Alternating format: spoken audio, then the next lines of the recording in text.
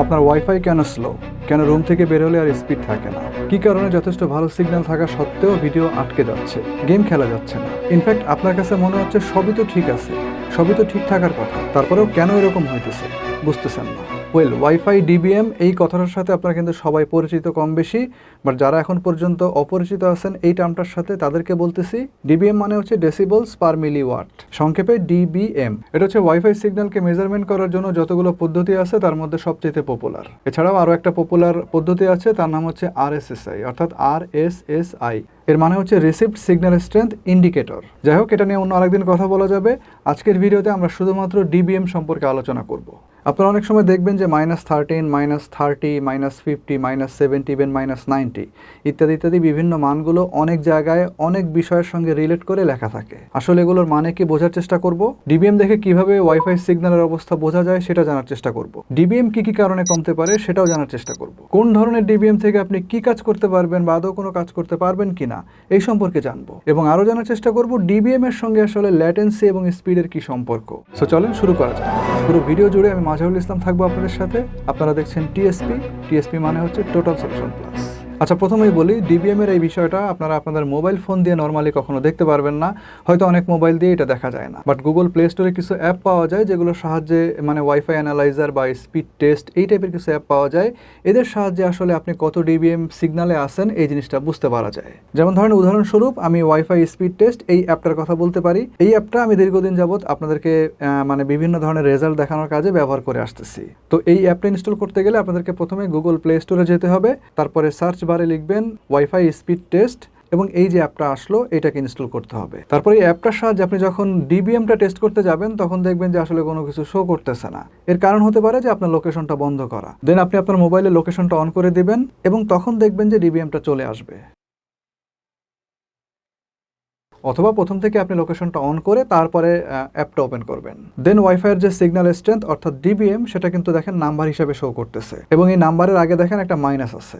আপনি যেখানে দাঁড়ায় যে অবস্থাতে ডিবিএম টেস্ট করেন না কেন তাতে সিগন্যাল স্ট্রেংথ যাই থাকুক, যে সংখ্যাই আসুক, দেখবেন তার আগে একটা মাইনাস চলে আসতেছে। এখন আপনারা তো জানেন যে কোনো সংখ্যা যদি মাইনাস দিয়ে শুরু হয় তাহলে সেটা যত বড় হবে তত কম বলে আমরা সেটাকে ধরে নিই। এটা যে শুধু ডিবিএম এর ক্ষেত্রে এমন না, আপনারা যখন টেম্পারেচার মাপেন অর্থাৎ তাপমাত্রা, তখনও কিন্তু আমরা মাইনাসটাকে সর্বনিম্ন বলে ধরে নেই। যেমন দেখবেন যে তাপমাত্রার ক্ষেত্রে সাইবেরিয়াতে -30, -40, ইভেন -60 ডিগ্রি পর্যন্ত দেখা যায়। সো বুঝতে পারতেছেন যে তাপমাত্রা মাইনাসের দিকে যত বেশি পরিমাণ যাবে অর্থাৎ সংখ্যাটা যত বড় হতে থাকবে তত সেই তাপমাত্রাটাকে আমরা কম বলে ধরে নেই। ঠিক তেমনি ডিবিএম মাইনাসের দিকে যত বড় সংখ্যা হবে তত সেটা কম বলে আমরা ধরে নেই, সিগন্যাল স্ট্রেংথ তত বেশি কম বলে আমরা ধরে নেই। এবার আসেন মূল কথায়, কি কি কারণে আমরা দেখব যে ডিবিএম এর পরিমাণটা কমতে পারে অর্থাৎ সেটা মাইনাসের দিকে বেশি বাড়তে পারে। প্রথমত হচ্ছে ডিস্টেন্স। আপনি ওয়াইফাই রাউটার থেকে যত বেশি দূরে যাইতে থাকবেন, সেটা যদি ফাঁকা জায়গাও হয় তারপরেও দেখবেন যে গ্র্যাজুয়ালি ডিবিএমটা কিন্তু কমতেছে। আপনি একদম ওয়াইফাই রাউটারের পাশে দাঁড়ায় যদি ডিবিএম টেস্ট করেন দেখবেন যে সেটা -16 বা -20, 23 এরকম আছে। এটা আসলে এক একটা রাউটার এক এক রকম তার সিগন্যাল স্ট্রেংথ থাকে,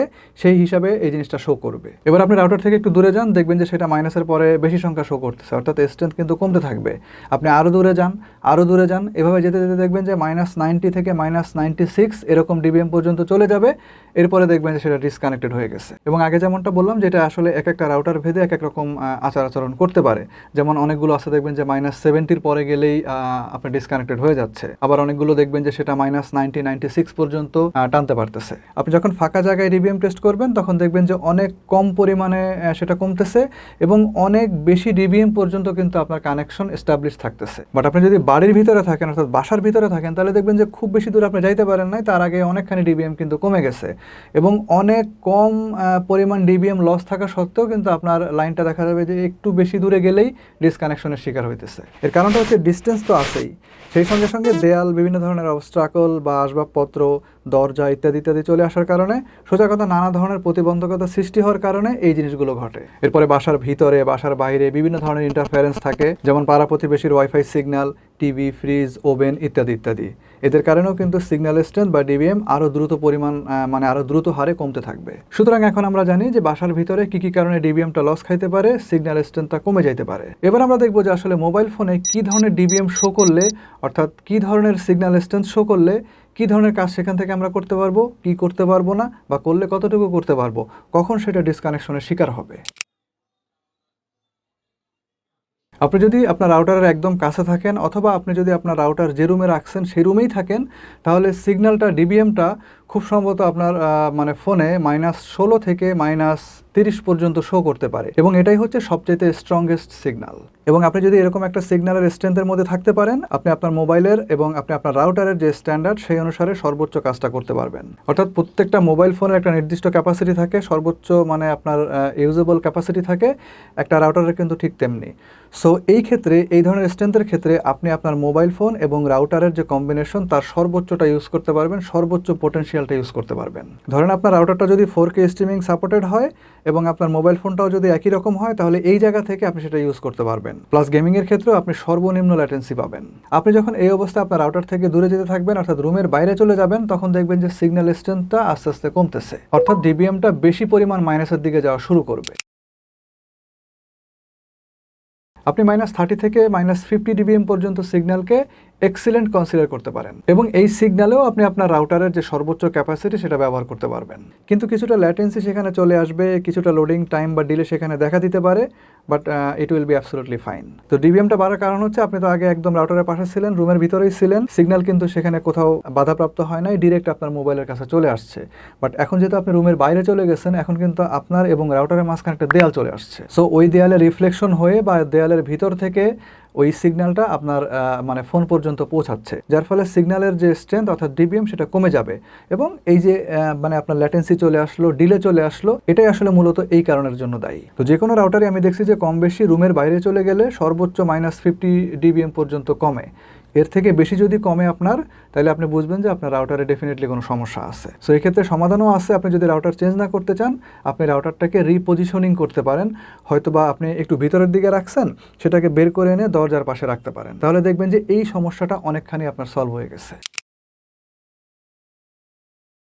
-50 থেকে -60 ডিবিএম পর্যন্ত আপনার যে সিগন্যালটা, এটাকে আমরা গুড এনাফ ধরি। এখানে এইচডি স্ট্রিমিং এবং গেমিংয়ের ক্ষেত্রে আপনি একটু ভোগান্তির শিকার হবেন, বাট এইচডি স্ট্রিমিংটা বেশ স্বাচ্ছন্দ্যের সাথে আপনি করতে পারবেন। আর 4K এর বিষয়টা হচ্ছে জাস্ট এরকম স্টাক হয়ে যাওয়ার সম্ভাবনাটাই বেশি। সো আপনি যখন কোনো গেম স্টার্ট করবেন, তখন এনশিওর করে নেবেন যে ওই জায়গাটাতে যে সিগন্যালটা আছে, বা আপনি যেখানে বসে গেম খেলার জন্য ডিসিশন নিছেন, ওই জায়গার যে সিগন্যাল স্ট্রেংথ সেটা যেন -50-এর নিচে থাকে। আর 4K যে বিষয়টা, এটা হচ্ছে আপনি যত মানে রাউটারের কাছে থাকবেন, তত তার জন্য বেটার। চেষ্টা করবেন যে রুমে রাউটার আছে ওই রুমের ভিতরে ঢুকে তারপর 4Kটা এনজয় করার জন্য। অর্থাৎ আপনি এমন কোথাও রাউটার রেখে 4K এনজয় করার চেষ্টা করবেন না যেখান থেকে ওই রাউটারটাকে দেখা যাচ্ছে না, অর্থাৎ রাউটারটা অনেক প্যাচ টাচ ঘুরিয়ে তারপরে পিছনের দিকে আছে বা অন্য কোথাও আছে। এরকম অবস্থায় আপনার 4K যে এক্সপিরিয়েন্স সেটা অবশ্যই ভালো হবে না। -60 থেকে -67 এই ডিবিএমটাকে আমরা মোটামুটি রিলায়েবল হিসেবে ধরে নেই, মানে এটাকে বিশ্বাস করা যায়। এটা হচ্ছে যে কোনো ধরনের অনলাইন সার্ভিসের জন্য একদম মিনিমাম রিকোয়ারমেন্ট, অর্থাৎ এই রিকোয়ারমেন্টটা, এই ডিবিএমটা আপনাকে অবশ্যই ফুলফিল করতে হবে। সো এই ধরনের সিগন্যাল থেকে আপনি খুব বেশি কিছু আশা করবেন না, মানে এটা হচ্ছে চলার মতো সিগন্যাল আর কি। তো এই ধরনের সিগন্যালে বসে আপনি যে কোনো ধরনের সোশ্যাল মিডিয়া এনজয় করতে পারবেন, লোয়ার রেজলিউশনে ইউটিউবিং অ্যান্ড ইমেল টিমেল করতে পারবেন, কোনো সমস্যা হবে না।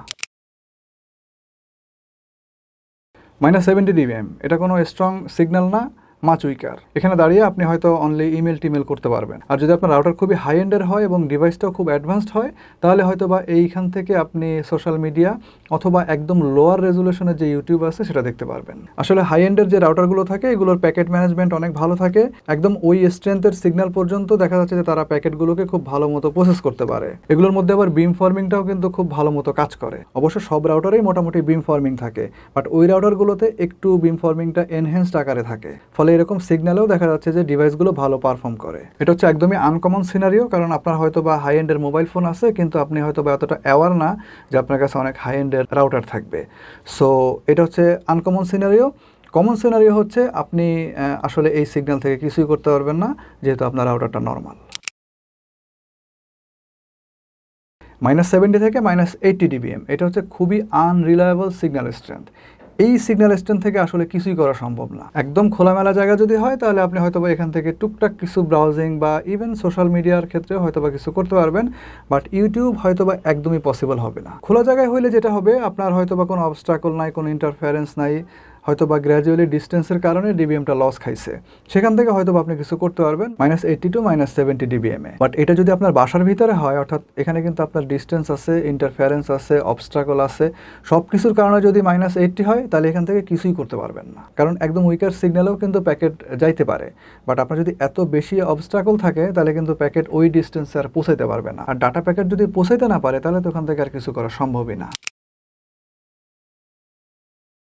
যখন দেখবেন যে আপনার কানেকশন শুধু ওঠানামা করতেছে, অর্থাৎ সিগন্যাল ধরতেছে এবং ছাড়তেছে, তাহলে বুঝবেন যে আপনার সিগন্যাল মেবি -80 থেকে -90 বা -96 এর মধ্যে আছে। স্টিল আপনার যদি মনে হয় যে না, এই পর্যায়ে দাঁড়ায়েই আপনার কিছু করতে হবে, এখানেই আপনার লাগবে সিগন্যাল, তাহলে অবশ্যই আপনার রাউটারটাকে রিপোজিশনিং করতে হবে।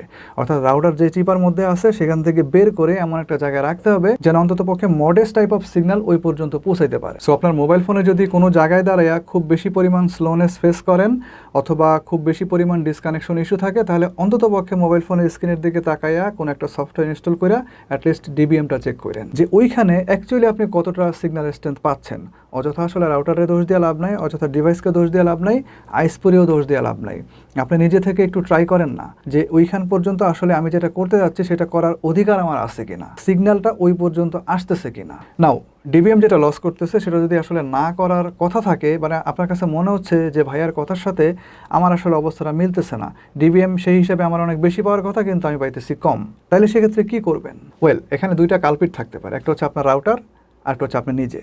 অনেক সময় আছে যে আপনি যে ডিভাইসগুলো ইউজ করতেছেন সেটার সাথে আপনার রাউটারটা আসলে কম্পিটেবল না, সেটা আসলে রাউটারটা অনেক বেশি পুরনো হয়ে গেছে, অনেক ওল্ডার জেনারেশনের হয়ে গেছে, যেগুলো আপনার নিউয়েস্ট জেনারেশনের যে মোবাইল ফোনগুলো অথবা ডিভাইসগুলো আপনি ইউজ করতেছেন তার সাথে কোনো অবস্থাতেই কম্পিটেবল না। এরকম অবস্থাতে সিগন্যাল স্ট্রেংথ বেশি থাকা সত্ত্বেও আপনার কিন্তু ডিসকানেকশন ইস্যু চলে আসতে পারে এবং আপনার যে স্লোনেসের যে বিষয়টা, এই জিনিসটা চলে আসতে পারে। অথবা রাউটারটা খুব বেশি যদি পুরনো হয়ে যায় তাহলে ও রাউটারে কিন্তু প্যাকেট ডিস্ট্রিবিউশনের ক্ষমতাটা কমে যায়, ওয়াল পেনিট্রেশনের ক্ষমতাটা কমে যায় এবং ডাটার যে সুষ্ঠু ম্যানেজমেন্ট ডিভাইস টু ডিভাইস এটা কমে যায়। সেক্ষেত্রে রাউটারকে রিপ্লেস করা ছাড়া আর কোনো উপায় থাকে না। তবে এই ধরনের রাউটারের ক্ষেত্রে আমি যতটুকু দেখছি, হালকা যদি একটু প্লেসমেন্ট আপনি চেঞ্জ করেন তাহলে অনেকখানি সিগন্যালে কিন্তু ইমপ্রুভমেন্ট চলে আসে। সো রাউটারকে একদম ফেলে দেওয়ার আগে আপনি ট্রাই করেন যে এটাকে নতুন করে রিপ্লেস করার। তবে বেশিরভাগ সময় আমার এক্সপিরিয়েন্স যেটা বলে সেটা হচ্ছে এরকম হয় যে রাউটার আপনি নতুন কিনছেন কিনা নিজের রুমের ভিতরে ঢুকায় রাখছেন বা আপনার যেখানে পছন্দ মনে হইতেছে ওই জায়গাতে রাখছেন। আপনি রাউটারকে কোথাও প্লেস করার আগে অবশ্যই একটু দেখবেন যে আপনি যেসব জায়গায় দাঁড়ায়া মোবাইল ফোনগুলো অপারেট করতে যাচ্ছেন সেই সব জায়গায় আসলে ডিবিএমটা কত পাচ্ছে, অর্থাৎ মাইনাস কতর দিকে সেই ডিবিএমটা চলে গেছে। যদি খুব বেশি দূরে যায়, অর্থাৎ ধরেন 60-র উপরে চলে গেছে, তাহলে আপনি কিছু করতে পারবেন না, দ্যাটস ফর শিওর। সেক্ষেত্রে আপনার রাউটারকে অবশ্যই একটু সৌন্দর্য বা নিজের ইচ্ছার বিরুদ্ধে হইলেও রিপোজিশনিং করতে হবে। রাউটার প্লেসমেন্টের ক্ষেত্রে আসলে কোনো ধরনের কোনো ডিজিটাল পদ্ধতি নাই, সম্পূর্ণ করতে হবে আপনার নিজের হাত দিয়ে একদম অ্যানালগ পদ্ধতিতে, unless you are using multi unit mesh system. So I hope যে ভিডিওটা আপনার কাছে ইনফরমেটিভ লাগছে, ইম্পর্টেন্ট মনে হয়েছে। যদি তাই হয় তাহলে অবশ্যই ভিডিওতে লাইক দেন, চ্যানেলটাকে সাবস্ক্রাইব করে রাখেন। খুব শীঘ্রই আসবো নতুন কোনো ভিডিও নিয়ে, নতুন কোনো রিভিউ নিয়ে। সে পর্যন্ত সবাই ভালো থাকেন এবং সুস্থ থাকেন। আল্লাহ হাফেজ।